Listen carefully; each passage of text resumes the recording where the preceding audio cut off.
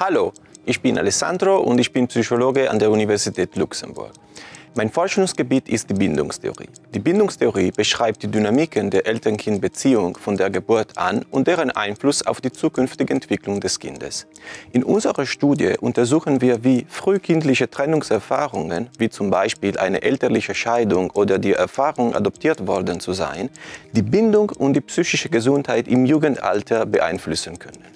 Um die Bindungsbeziehung von Jugendlichen und ihren Eltern zu untersuchen, führen wir dann Interviews mit den Eltern und den Jugendlichen durch.